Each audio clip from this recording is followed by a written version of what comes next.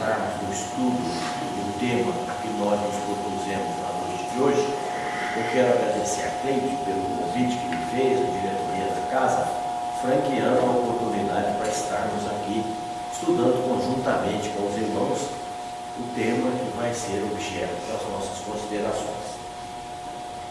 Eu li numa revista espírita um interessante caso, uma interessante história, e que eu vou me valer dela para estudarmos esta noite.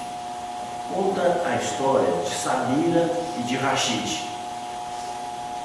Os dois eram casados, viviam no interior da Síria, um lugar muito pobre, e eles não tinham filhos. E Samira vivia pedindo a Allah, que é o nome que eles dão a Deus, mas é o mesmo Deus de nós todos. Ela vivia pedindo a Deus que tivesse piedade dela e que desse um filho para ela dar continuidade à sua família. Passado algum tempo, um anjo apareceu a ela e disse: Samira, o seu pedido foi aceito, você vai ser mãe. E ela ficou muito feliz. Rashid também ficou muito feliz com aquela notícia, afinal era um sonho deles. E daí a algum tempo nasceu um menino que era a alegria da casa. E Samira vivia dizendo: ele é o objetivo principal da minha vida. Constantemente ela repetia: é o objetivo principal da minha vida. Quando o menino estava completando 8 meses de idade, uma seca muito forte abateu sobre a região e o Rashid, que vivia de vender verduras que ele mesmo plantava e cultivava, se viu numa situação difícil, porque não havia como produzir verduras, hortaliças com as quais ele pudesse manter a sua casa. Novamente, Samira caiu de joelhos e pediu a Allah que tivesse piedade da família. Era preciso alimentar a criança, era preciso que ele se alimentasse, enfim, que Allah tivesse piedade. Certa tarde, ela estava andando pela propriedade, quando lhe apareceu novamente o anjo dizendo a ela: Samira, mais uma vez a Allah resolveu acudir aos seus pedidos. Vamos ali naquela pequena moita de capim, de árvores, e vamos ali, eu vou mostrar um tesouro para você.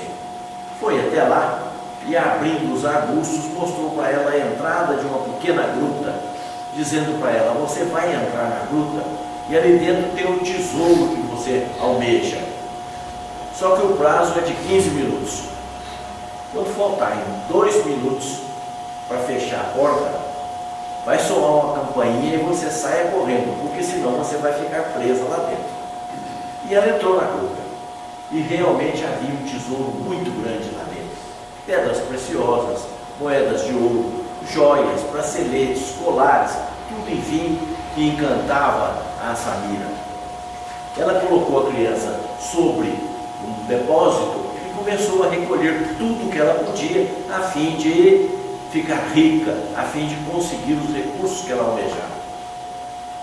Mas não percebeu que o tempo havia passado e de repente tocou a campainha e ela se lembrou de que eram só 2 minutos que ela tinha para percorrer da gruta até a porta e saiu correndo.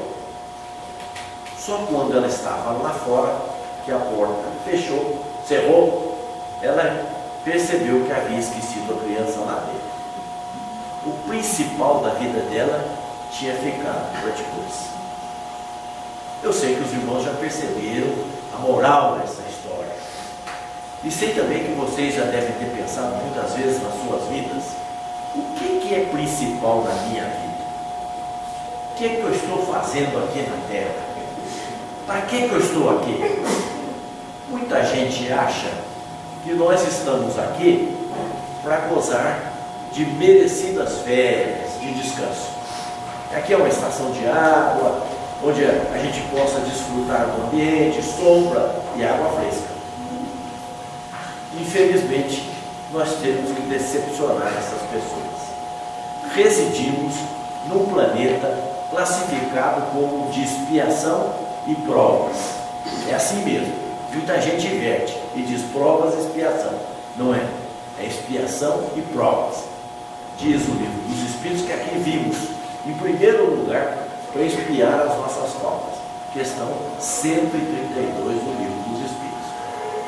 E sermos provados, assim como o professor submete os seus alunos a um teste para verificar qual nível de aprendizagem nas suas aulas, assim também a vida.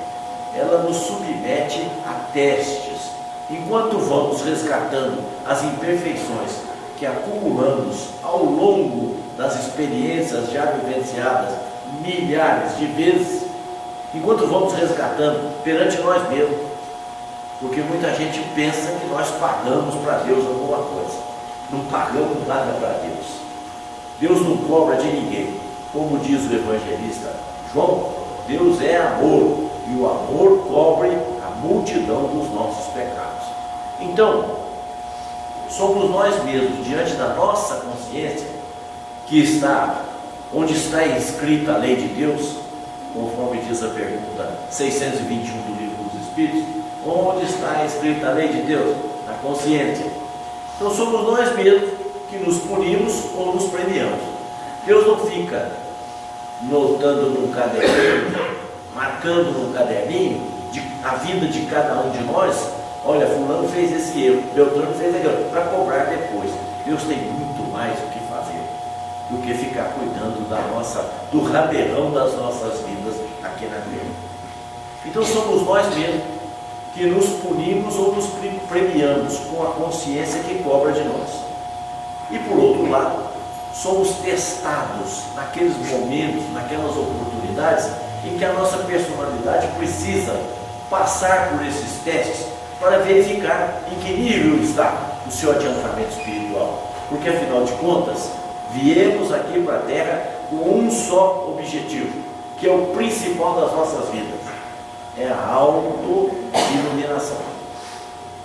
Viemos para cá para burilar a nossa alma, tirando da nossa personalidade aquelas facetas negativas, dificultosas, problemáticas que ainda nos caracterizam. Assim, o impaciente vai ser testado no quê?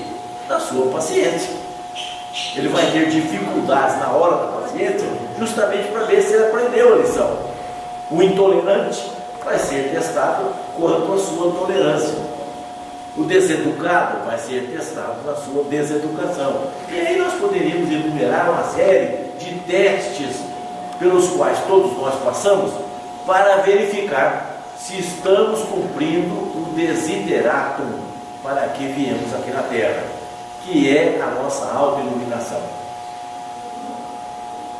É verdade que é preciso praticar o bem. Todos nós temos como bandeira do Espiritismo: fora da caridade não há salvação.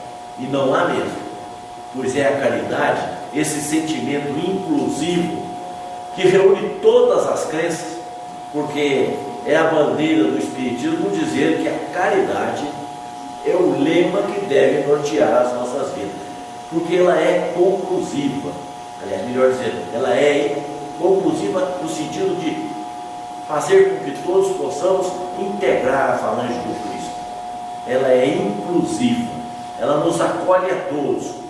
Mesmo a pessoa que não é religiosa ou que pertence a outra crença, se ela for caridosa, ela está no caminho correto. Nós não dizemos fora do Espiritismo não há salvação, nós dizemos fora da caridade. Vejam a diferença de conceito. Mas a caridade não é um fim em si mesmo. A caridade é um meio de nós burilarmos a nossa alma. Porque o fim mesmo, o objetivo principal da nossa vida, a finalidade para a qual nós viemos na Terra é a auto-iluminação. Quer dizer, apagar das nossas almas aquelas sombras que teimam persistindo durante a nossa existência. Então nós temos que iluminar o nosso espírito, trabalhar a nossa alma de tal forma que nós possamos iluminar essa alma, fazendo com que ela se coloque em sintonia com as entidades superiores. E não há receita melhor do que o Evangelho de Jesus. O Evangelho do Senhor é o caminho adequado para nós produzirmos ao autoburilamento. Porque o Evangelho nos fala do quê? Na tolerância, no perdão, paciência, na aceitação, na indulgência, afinal, no amor. E esse é o caminho para nós conseguirmos essa tão almejada autoiluminação. Quando nós dizemos autoiluminação, queremos dizer que é um processo que nós temos de fazer. Ninguém pode fazer por nós.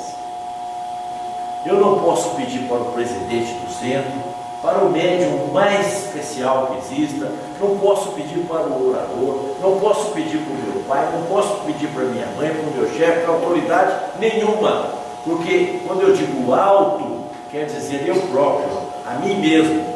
Por isso que a doutrina espírita é diferente das demais. Porque nas outras crenças pode-se transferir para alguém a responsabilidade de fazer por nós. No Espiritismo não. Eu sou o responsável pela minha evolução. Então eu é que tenho que fazer. Não adianta eu pagar para alguém fazer, não adianta eu pedir para alguém fazer, a mãe não pode fazer para o filho, o pai não pode fazer para a filha, o filho não pode fazer para os pais, cada um tem que fazer a sua autoiluminação. E aí está o Evangelho, nos convocando a que sigamos as virtudes pregadas por Jesus. Quando falamos em autoiluminação, 3 fatores contribuem para a nossa demora no caminhar em busca da autoiluminação. O primeiro fator é o desculpismo. Como nós desculpamos as nossas falhas? Como nós justificamos os nossos erros? Quando eu erro, ao invés de conscientemente eu admitir que errei e procurar analisar onde é que eu posso mudar a minha conduta, eu fico tentando justificar. Não, eu errei porque fui forçado a errar. Eu errei porque me obrigaram a agir desta forma. Eu errei porque também ele não me dá chance, toda hora ele me provoca. Então nós ficamos arrumando desculpas. E nós, os espíritas, ainda somos piores, porque nós jogamos nas costas do obsessor. Eu não queria fazer, mas o obsessor me fez fazer.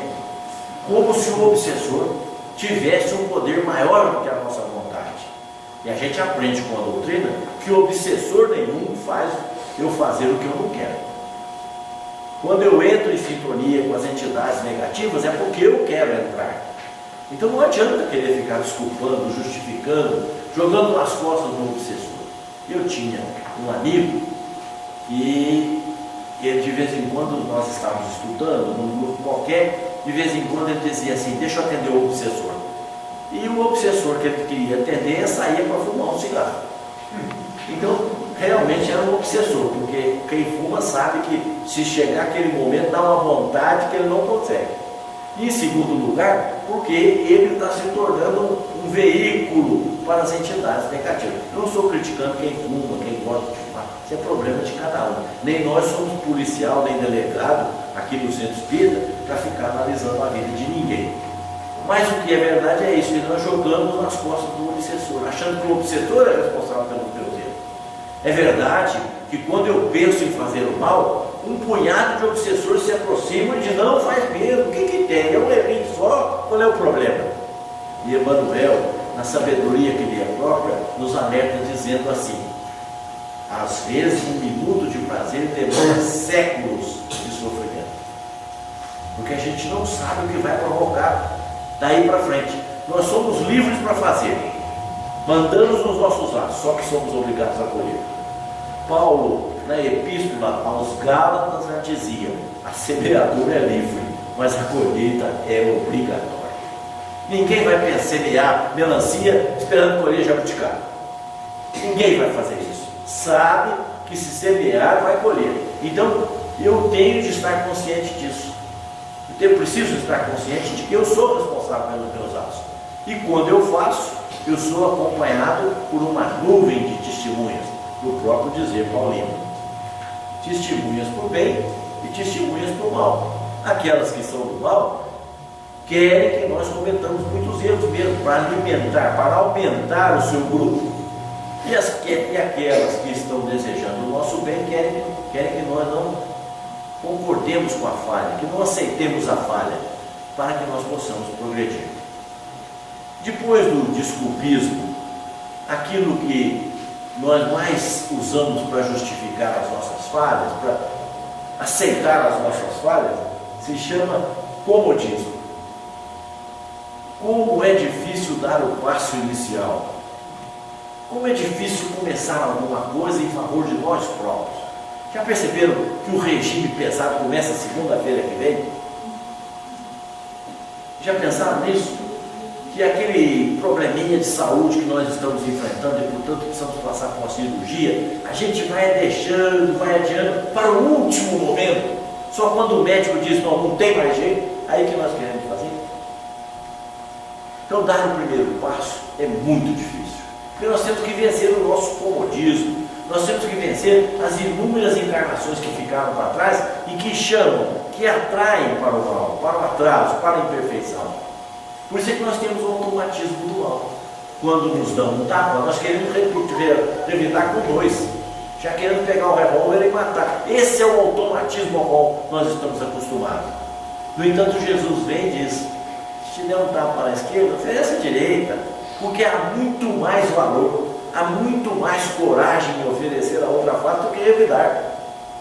Precisa ser muito homem para não revidar. Então, a longa caminhada que nós estamos querendo realizar começa com o primeiro passo. E o nosso comodismo é fatal. Hoje, na cultura atual, o comodismo é catalogado de zona do conforto. Ninguém quer sair da sua zona de conforto. E às vezes a pessoa diz assim, eu sempre fiz assim, meus pais fizeram assim, meus avós fizeram assim, por que eu vou mudar? Até uma história muito interessante de um indivíduo que, quando o trem parava na estação, já viram essa história, né? Ele ia lá e batia com a roda, todas as rodas do trem. Aí alguém um dia perguntou para ele, mas fulano, por que você bate esse martelo na roda do trem toda vez que o vagão para aqui? Eu não sei, me ensinaram assim e eu continuo fazendo. É aquela história, deixa ficar como está para ver como é que fica. Nós fomos muito acomodados. Nós chamamos o indivíduo para estudar um pouco mais. Eu já estudei bastante. Chamamos o indivíduo para um outro trabalho. Não, para quê? Eu já estou bem, não quero mais me preocupar com isso não. Quer dizer, não há disposição da nossa alma de avançar. Para combater um defeito, então, ai meu Deus. Dizem os entendidos que é mais fácil conseguir duas virtudes do que abandonar um vício. Porque nós não queremos. Nós não queremos sair da nossa zona de conforto. E se estamos falando no primeiro passo, que é o vencer o comodismo, depois o desculpismo, precisamos também combater em nós a tendência que nós temos ao vitimismo. Nós preferimos ser vítimas da situação. Coitado de mim. Como a gente gosta de ser coitadinho, né? Toda hora a gente quer colo. Coitado de mim, o mais infeliz das criaturas aqui do centro, mas eu que vou fazer o trabalho? É você mesmo. Toda pessoa que está muito doente, não precisa do remédio, Jesus não falou, são os doentes que precisam de remédio? Ora, é evidente que o mais necessitado é o que mais deve trabalhar para produzir. Mas nós queremos ser vítimas. Olha, todo mundo olha contra mim. Todo mundo repara em mim. Todo mundo me critica. Somos vítimas. E muita gente prefere ser vítima do que combater em si mesma as dificuldades que ela apresenta. Então, meus irmãos, precisamos toda hora pensar na nossa vida. Eu estou cuidando do principal? O principal da sua vida é o quê? Nós estamos vivendo um momento que a televisão fala que nós precisamos ser nós mesmos. É a chamada onda de individualismo. Seja feliz a qualquer custo. Nem que para isso tenha que pisar nos outros. Mas só que ele não sabe que pisando nos outros a consciência acusa e ninguém é feliz depois que a consciência acusa. Mas todo mundo fala, não, precisa ser feliz. Olha, vem o fim de ano aí, se você não for para a praia e usufruir a passagem de ano com aquele foguetório todo, você não é feliz. E o coitado que não tem dinheiro para pagar as despesas fica em casa pensando, feliz é o outro. Quando ele é feliz ali na casa dele, quando ele é feliz com o pouco que ele tem. Estamos vivendo uma época que é chamada geração da sexta-feira. Já notaram como é que a própria televisão vive sonhando com chegar sexta-feira? Começou segunda-feira, já estão pensando na sexta. Hoje é segunda-feira, meu Deus, tem que trabalhar. O trabalho não é só uma punição, como muita gente pensa. O trabalho é uma bênção de Deus. O trabalho realizado com amor, com dedicação, com interesse, cuida da nossa alma, cuida da nossa mente. Porque cabeça vazia é oficina do diabo, não tem dúvida. Todas as vezes que eu tive a oportunidade de estar em Uberaba e ouvir o Chico falar, na fila, quantas vezes eu ouvi as pessoas chegarem, eu mesmo, na fila pedindo orientação, e ele dizendo assim: estou perturbado, Chico, estou deprimido, vai trabalhar. Não, mas eu não consigo. Vai trabalhar, que o trabalho é remédio. Havia uma época onde tinha um indivíduo muito chato, a gente falava para ele assim: ó, vai plantar batata, vai. Não era assim que a gente falava? Hoje os médicos estão dizendo: vai descascar a batata na sopa para você curar a depressão. Porque nós precisamos encarar o trabalho como uma oportunidade do crescimento. Que se nós fizermos só aquilo que o trabalho oferece, não estamos aproveitando. Nós temos que entender que o trabalho é uma oportunidade de crescimento espiritual. Como eu posso fazer mais e melhor para mim mesmo, não é para o patrão? Como eu posso fazer alguma coisa melhor? Eu conheço um indivíduo que ele não tinha emprego, ele saiu da roça, ele não tinha emprego. Eu não sabia, ele mal sabia ler e não tinha profissão nenhuma. E ele foi numa loja, casas pernambucanas, que todo lugar tem, né? E ele chegou lá na loja e falou para o gerente da loja: eu quero trabalhar. O gerente falou para ele: não tem trabalho não. Tem aqui só um quintal para capinar. Você quer capinar? Eu quero. Pegou a enxada que ele tinha, foi lá e fez o melhor serviço que ele podia de capina. Quando foi à tarde que o gerente chegou e olhou aquele terreno limpo, arrumado, falou: mas menino, você é bom mesmo, hein? Quanto é que é o seu serviço? Não, meu serviço não é nada, eu quero emprego. O gerente, vendo que ele era uma pessoa entusiasmada, dedicada, caprichosa, falou para ele: não, eu vou te dar o emprego sim, amanhã você vem para cá. Mas o serviço que eu vou dar para você é duro, hein? Não, não tem problema, eu quero é trabalhar. Foi. O serviço que deu para ele foi fazer a limpeza da loja e lavar os banheiros. Ele humildemente foi lavar os banheiros. Foi ser o servente da loja. Fazia o café, levava as mercadorias para serem colocadas na exposição, enfim, ele fazia o trabalho braçal, o trabalho de limpeza. Para concluir a história, hoje ele é o dono da loja. Porque tirou o aprendizado do trabalho. Ele conseguiu vencer as suas dificuldades para conseguir a loja que ele queria. Então eu nunca vi ninguém ficar pobre trabalhando. Não, quem fica em trabalho não tem tempo de ficar rico. Tem. Não às vezes da coisa material, mas da coisa espiritual, do aprendizado, que é o que nós precisamos. Mas nós estamos vivendo a era da sexta-feira. Já chamam a quinta de pré-sexta. Pré-sexta.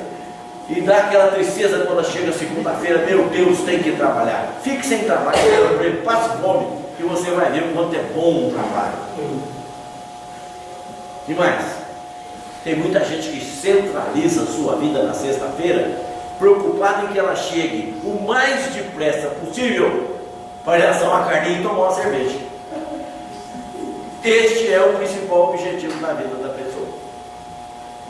Não tenho nada contra quem gosta, quem toma, nada disso. Não é esse puritanismo barato que eu me refiro. Eu estou falando daqueles que ficam só almejando isso na vida. Então a sua vida é só para isso? Ou a sua vida tem oportunidades muito melhores que você pode aproveitar? Tem. Nós estamos caminhando para um momento evolutivo na sociedade e na humanidade em geral, que cada vez mais a máquina e o computador vai substituindo o homem. E já há estudiosos dizendo que dentro de 50 anos a maioria das profissões vai desaparecer. Até o motorista de táxi. Hoje já há automóvel que dirige sozinho. Você faz o programa, ele estaciona, ele vai e volta, enfim. Tudo está caminhando para deixar o homem mais livre do trabalho manual. Então o que vai acontecer conosco? Ora, livre do trabalho, cada um vai trabalhar menos. Então, ao invés de uma jornada de 8 horas, 5 dias por semana, nós vamos trabalhar 4 horas, 3 dias por semana. E o que nós vamos fazer com a hora extra? Ou melhor, com a hora disponível? Vamos pescar. Mas você vai pescar até o ponto você enjoar, porque depois você não aguenta mais. Todo dia você não aguenta mais. Eu tinha um colega no banco, que ele saía às 6 horas da tarde, pegava o carro, tomava um lanche, saía correndo e ia para a beira do rio pescar, com aquela dificuldade, voltava meia-noite e tal. E ele vivia dizendo assim: quando eu aposentar, vou pescar todo dia. Foi só um mês, nunca mais voltou. Eu penso, se nós tivermos um período disponível na nossa vida, nós haveremos de utilizar esse período para o nosso crescimento espiritual, cultural. Por exemplo, eu vou fazer uma pergunta que ninguém precisa responder. Qual foi o último livro que vocês leram, se é que leram? Qual foi a música que vocês ouviram? Mas eu estou falando de música, não estou falando da cacofonia que está aí não. Essa bagunça, esse som absurdo que está aí, que não é música. Qual foi o museu, o quadro que vocês foram ver e interpretaram? Quer dizer, não vai adiantar nós ficarmos folgados. Para ficar de papo pro ar não é aqui não é estação de descanso. Nós temos que entender que as horas que vão nos sobrar, nós teremos que trabalhar para o nosso aprimoramento espiritual, para fazer cursos. André Luiz conta para nós em toda a sua obra, que é uma revelação dentro da revelação espírita. André Luiz conta para nós que lá no plano espiritual, verificando as falhas que ainda marcam a nossa personalidade, nós vamos fazer curso. Então quem não foi bom pai vai aprender a ser pai, quem não foi boa mãe vai aprender a ser mãe, quem não tem paciência vai aprender a estudar paciência, quem não tem tolerância vai estudar tolerância, quem não tem amor vai estudar sobre o amor. Quer dizer, e estudar e receber. Aí é que é o melhor ainda, porque cada curso que a gente faz no plano espiritual consta da nossa ficha como bônus hora. Então nós estamos progredindo. Então, nós não podemos centrar a nossa vida só na sexta-feira. Nós temos que centrar a nossa vida em todos os dias. O que é que nós estamos fazendo na nossa vida? Então eu quero fazer aqui uma proposta que, vamos dizer assim, complementa aquilo que o Evangelho nos ensina. Ou melhor, não é complementar, mas dá outra dica a respeito do que nós precisamos fazer. A primeira coisa que nós precisamos aprender aqui na Terra, para cumprirmos os objetivos, para não esquecer do principal, é pensar no bem. Nós estamos acostumados a pensar no mal. Naquele pequeno livro que se chama Pensamento e Vida, que é uma cartilha que Emmanuel ditou para o Chico, alguns amigos espíritas foram a ele lá no Chico e pediram para ele se ele podia orientar com uma cartilha aqueles que vão desencarnar. Ele disse: pois não, aqui no plano espiritual existe uma cartilha para os que vão reencarnar. Como desencarnar e reencarnar são a mesma coisa, porque quem reencarna no plano espiritual morre para o plano espiritual, e quem desencarna aqui na Terra morre para o plano material. Eu até costumo dizer que encarnar e desencarnar são uma porta de vai e vem. Quando olha para lá a gente desencarna, quando olha para cá a gente reencarna. Só isso. E dá às vezes até no meio do inferno. Onde é que a gente reencarna? No hospital. Onde é que a gente desencarna? No hospital. Para mostrar que é apenas dimensão que muda. A gente sai daqui para lá ou sai de lá para cá. Então, os confrades pediram que ele desse uma cartilha para orientar. Afinal, todo mundo desencarna, ou alguém vai ficar para semente, né? Não tem jeito. Bem, ele pegou, ditou pelo Chico. Essa cartilha se chama Pensamento e Vida. Nós acabamos de estudar lá no Vicente Paulo agora, capítulo por capítulo. É um portento. É uma preciosidade. E Emmanuel fala nesta cartilha o seguinte, que o pensamento é força criadora. Olha só, o pensamento é força criadora. Então nós podemos criar com o pensamento. Criar o quê? O bem, se nós pensarmos no bem, e o mal, se nós pensarmos no mal. Já há uns estudos sendo feitos nos diversos países mais adiantados que o Brasil, inclusive com os macacos, em que alguns animais que têm decepados o braço por acidente, por alguma coisa e tal, eles estão movimentando peças através do pensamento dos animais. Agora imagine o que nós humanos podemos fazer. Porque os animais, nós sabemos, eles também pensam. Pensam não da forma continuada como nós pensamos, começo, meio, fim, raciocinando, estabelecendo projeto. Não, eles têm lampejos, eles pensam alguma coisa. Eu até tenho naquele livro do Gabriel Delane, A Reencarnação, que é muito bom. Ele conta uma história de um macaco que viu uma fogueira acesa e que o pessoal estava comendo castanhas assadas no fogo. E ele viu que uma castanha escapou e caiu do lado. E ele queria pegar a castanha, mas ele que não é bobo nem nada, ele falou: se eu pegar a castanha, o que ela faz? Ela vai queimar minha mão, porque ela está quente. Porque cada homem que estava ali pegava com uma tenaz, com um alicate. Sabe o que ele fez? Abraçou o gato e pegou a castanha com a mão do gato. Está lá narrado pelo Gabriel Delane. Quer dizer, isso não é um pensamento? Quer dizer, ele não vai fazer isso outra vez, mas ele pensou. Por quê? A inteligência se caracteriza por planejar, executar e avaliar. Ele fez isso. Pensou, executou e avaliou. Pronto. Então, meus irmãos, minhas irmãs, pensar no bem. Dr. Maurício Neiva Crispim, que vocês conhecem pelo Ibis da televisão, ele diz que a velocidade da luz, e a ciência comprova isso, é de 300 mil quilômetros por segundo. Quer dizer, num segundo, a luz anda 300 mil quilômetros. Tanto é que quando a gente olha para o céu e vê uma estrela, aquela estrela pode não estar ali mais, porque ela mandou a sua luz de 300 mil quilômetros por segundo há uns 3, 4 dias atrás. Mas nós estamos vendo como se estivesse lá. Por isso que a gente não pode dizer: eu só acredito no que vejo. Porque tem tanta coisa que você acredita e não vê. Por exemplo, aqui está cheio de micróbios, de micro-organismos, aqui no ar, de vírus, eu estou cheio. Então eu não vejo, mas estão aqui. É só criar condições que eles se manifestam. Pois o pensamento é mais rápido do que a luz. Imagine a velocidade do pensamento. Vocês querem ver? Vamos fazer uma experiência nós mesmos.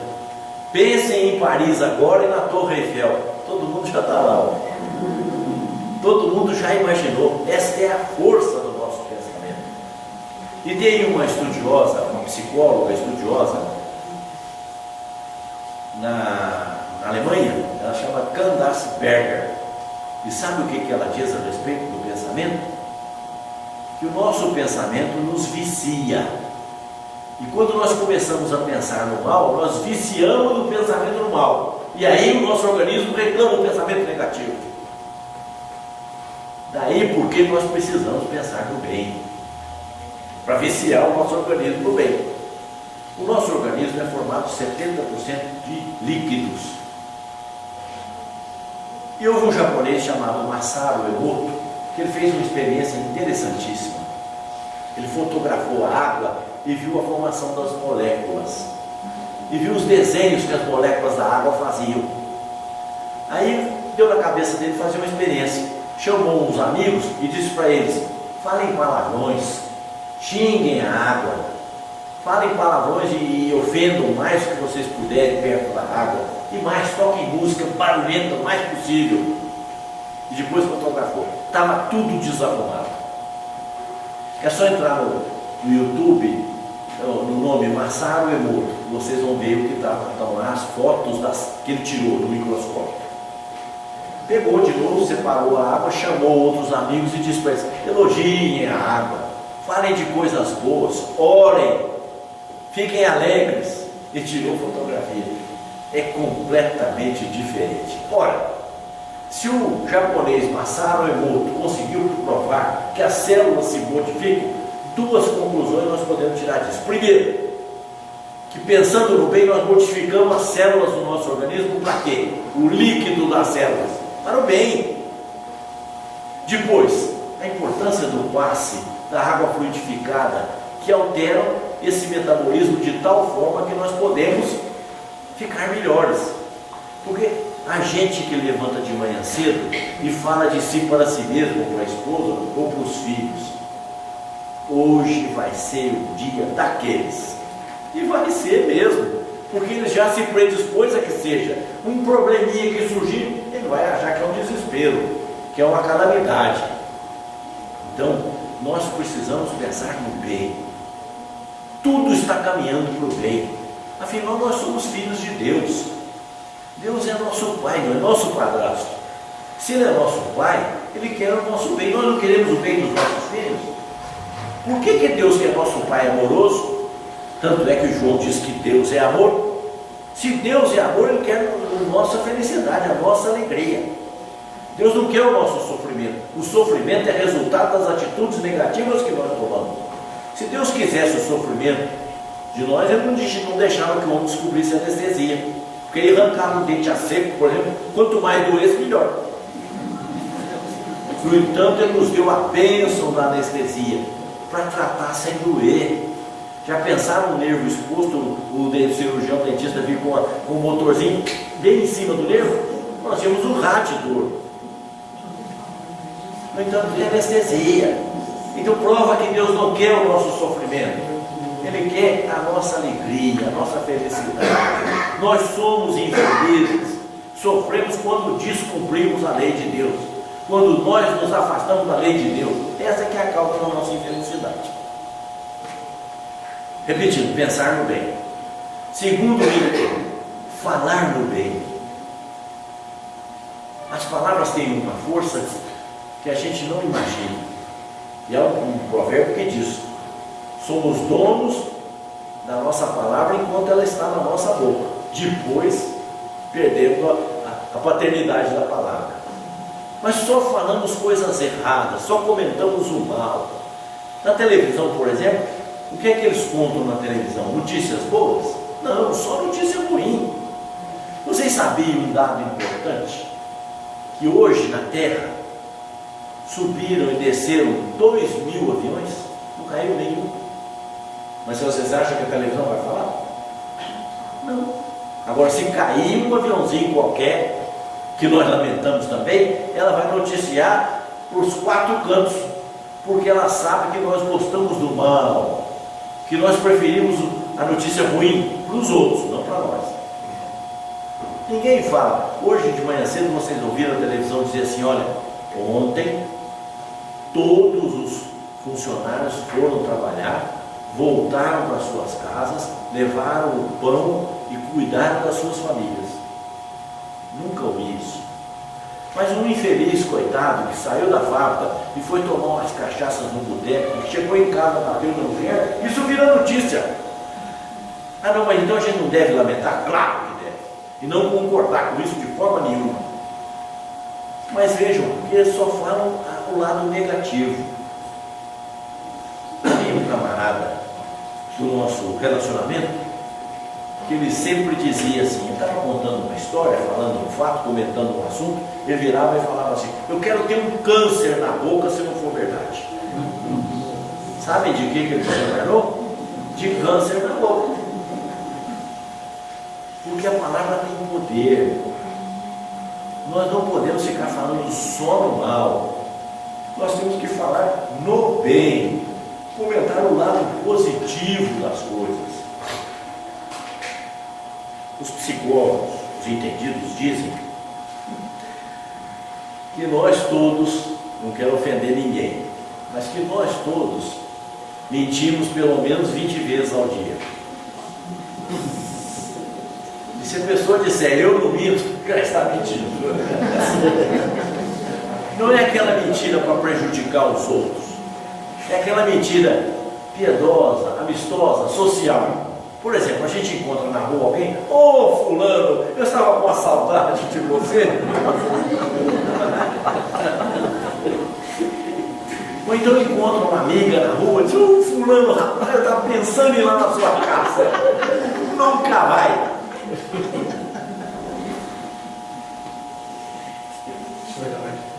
Quer dizer, então vocês veem que a gente mente mesmo. Algumas vezes a gente adia a verdade na palavra do Chico. Né? Agora, então, o que a gente tem que aprender? A combater esses pequenos vícios devagarzinho na nossa alma. Porque os grandes vícios, orgulho e egoísmo, que são os pais de todos os defeitos, esse vai demorar um pouco mais. Querem ver um vício que a gente precisa combater? E essa carapuça eu quero colocar em mim, não em vocês. É o problema do respeito ao horário. O brasileiro marca a reunião para as 8, se ela começar às 9, a gente tem que soltar foguete de alegria. Porque marca para as 8, vai começar às 9, 9h30, 10 horas, ninguém tem compromisso com o horário. Ora, se a pessoa não tem compromisso com o horário, como é que ela vai combater o orgulho e o egoísmo? Nós tínhamos uma reunião de estudos que começava às 7h30, igual essa aqui de hoje. E nós tínhamos uma amiga lá no centro, que todo dia, toda quinta-feira que nós fazíamos a reunião às 7h30, ela chegava às 8. Ora, a gente que não é bobo nem nada, né? Não passar a reunião para as 8, tá? Na reunião seguinte ela chegou pontualmente às 8h30.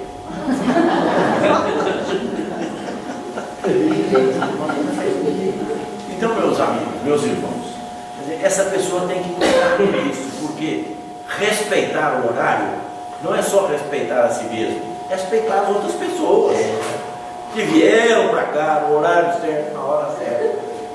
Então, nós precisamos começar a combater esses pequenos defeitos. Querem ver um outro?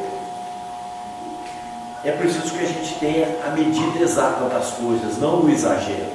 Uma amiga nossa trabalhava conosco numa loja e de repente nós escutamos o barulho de uma batida de automóvel na esquina. Ela saiu correndo, foi olhar e voltou lá para dentro da loja dizendo: meu Deus do céu, foi uma batida, machucou muita gente, deu perda total no carro. Nossa, perda total? Saímos lá fora. Quando nós olhamos a batida, tinha quebrado a lanterna dianteira do carro. Então nós temos que dar a exata medida das coisas, para não apavorar, para não assustar e, sobretudo, para não criar um clima desagradável. Então, pensar no bem, falar no bem, falar coisas boas. Minha esposa, Mercy, gosta de me contar uma história relativa a Michelle Obama. Ela foi esposa do presidente dos Estados Unidos, a maior autoridade da terra, o país mais poderoso. Ela foi esposa dele. E ela era uma negra bonita. E ela contava nos seus depoimentos que na casa dela, o pai dela sempre dizia para ela o quanto ela era bonita e quanto ela era inteligente. Muito antes de ser esposa do Barack Obama, ela era uma excelente advogada. Tanto é que terminou o mandato do Barack, ela voltou para o escritório para trabalhar como advogada. Tão competente ela é. Com os nossos filhos, nós temos o hábito de dizer para eles palavras destruidoras. Você é burro, menino, você não aprende nada. Quando nós dizemos para o menino que ele é burro, principalmente da autoridade de pais que nós somos, nós criamos um clima na cabeça dele, um quisto na cabeça dele, que ele é burro mesmo. E ele vai ter muita dificuldade de aprender. Então, por que não elogiar os nossos filhos? Por que não dizer para eles que eles têm valor? Nós não precisamos mentir, mas quando eles acertarem, vamos premiá-los, elogiá-los, entusiasmá-los, encorajá-los. Realmente há uma diferença de aprendizagem. Uns aprendem mais depressa, outros aprendem mais devagar, mas não em tudo. Alguns aprendem mais depressa a mecânica, outros aprendem mais depressa a arte. Mas são mais valorosos na matemática, na mecânica. Mas então a gente precisa saber respeitar. Nunca dizer para os nossos filhos que eles são burros. Porque eles não são. São espíritos que às vezes estão enfrentando um probleminha, como nós estamos enfrentando em outros campos. Pensar no bem, falar no bem e, sobretudo, agir no bem. fazer o bem, porque falar é fácil, mas complementando as nossas palavras, é preciso agir no bem. Que bem? O bem que nós pudermos. Allan Kardec tem uma pergunta do Livro dos Espíritos, que é a 886. Toda vez que eu leio essa pergunta do Livro dos Espíritos, eu começo às vezes a rir comigo mesmo. A audácia de Allan Kardec. Ele estava falando com os Espíritos encarregados da codificação. Ele vira para eles e pergunta assim: qual o verdadeiro significado da palavra caridade, segundo a entendia Jesus? Quer dizer, nas entrelinhas a gente pode dizer assim: ó, eu não quero saber a opinião de vocês, não, eu quero saber de Jesus. Vejam a coragem moral dele perguntar: qual o verdadeiro significado da palavra caridade, segundo a entendia Jesus? Eu não quero saber de vocês, não. Eu quero saber do Mestre. O que ele fala da caridade? E a resposta, se vocês quiserem sintetizar, é o BIP: benevolência para com todos, indulgência com as faltas alheias, perdão das ofensas. Pronto. Benevolência para com todos, indulgência com as faltas alheias, perdão das ofensas. Então, benevolência para com todos é fazer o bem que estiver ao nosso alcance. Às vezes um sorriso, uma palavra de encorajamento, um copo de água fria, um pedaço de pão, enfim, fazer o bem. Diz que o indivíduo fez uma prece, uma oração, falando com o diabo: eu quero ser rico. Se eu ficar rico, eu me entrego a alma ao Senhor, a minha alma ao Senhor. O diabo apareceu para ele e falou: está topado. Todo dia eu vou encher sua carteira de dinheiro, mas o dia que você não conseguir gastar o dinheiro, você está perdido, você vem para cá. Tá bom.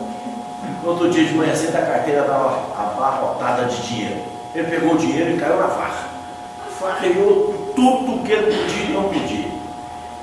Ao final do ano ele tinha farreado tanto que ele não aguentava mais. Pensou em desistir. Falou: não, mas eu vou mudar de forma. Ao invés da farra, eu vou viajar.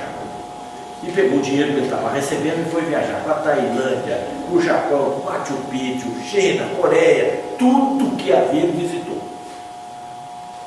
Mas cansou de fazer mala, desfazer mala, pegar avião, pegar trem, não aguentou mais. Falou: não, acho que não aguento, não, vou desistir.